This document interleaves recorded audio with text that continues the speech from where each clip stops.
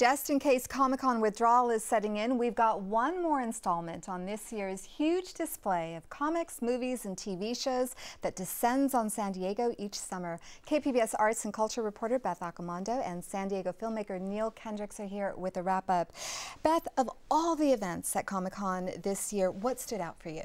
There's only one event you can really talk about, even though I didn't get to attend it. The Star Wars panel has to take the cake this year. They had, Star Wars Celebration was a few months ago, and a lot of fans were thinking they're not going to do anything that big here at Comic-Con, but man, they brought out the entire cast, Harrison Ford, Carrie Fisher, Mark Hamill, and then after the Hall H panel, everyone got led by stormtroopers to the back to get a concert outdoors of the John Williams music with fireworks.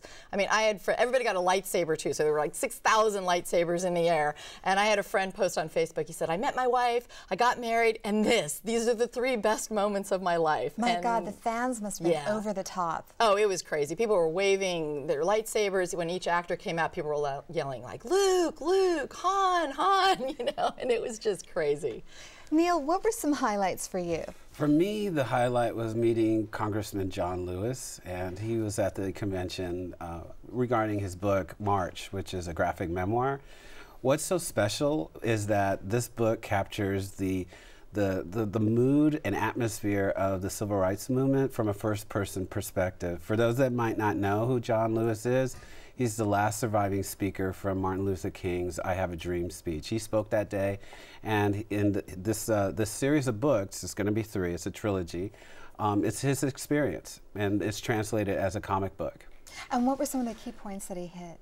Well, I just wanted to meet him. I mean, here was a living piece of history, and it's not every day that you get to meet someone who was in the inner circle of Martin Luther King. And to make a comic book, this brings up a whole point of like why comics are relevant, is that he knows he can reach an entirely new audience. He can make history come alive by simply telling the story as a graphic novel. And if he's cognizant of that as well, you know, no, politicians aren't necessarily as hip to pop culture, then it really tells you that the art form has really been elevated.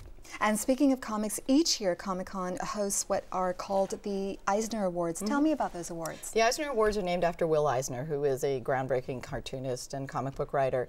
And this year there was the highest percentage of women nominated and a lot of women winning, and also just a diversity in the kinds of comics that were winning. Across gender, across age, across race.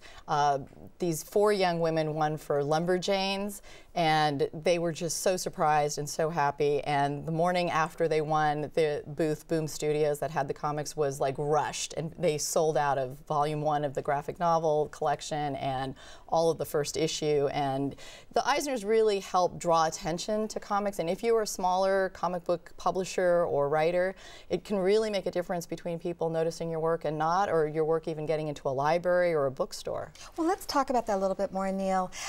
You have been going to Comic-Con since the 1980s. How big of a marketing tool has Comic-Con become for new projects? Well, I think Comic-Con is the go-to destination of anyone in the popular arts. Now, that means comics. That means if you're trying to get a film done, if you are an aspiring author, this is a place that you want to go. In fact, on preview night, I was talking to a former student who went to the portfolio review and actually got some job interviews lined up. And I was just on the preview night. So you can imagine the number of people who were meeting people in the industry through the course of the 4 official days. In terms of how it's grown, how it's changed, I remember the days back in the old convention center where it was much more low-key, although you had more access to a lot of the artists that you came to see. And I remember as a kid running into Ray Bradbury, just wandering through and getting a bunch of his books signed, just impromptu, seeing Matt Groening manning his own table back in the days when he was doing Life and Hell, and so forth. So a big change, maybe not as much access, but in terms of a doorway, if you're an aspiring artist, that's definitely improved. And Beth, how much attention do fans get at Comic-Con?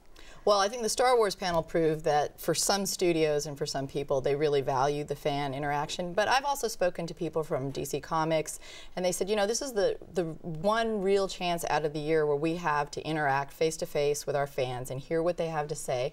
And they value that kind of feedback because they want to sell more comics, they want to reach more people.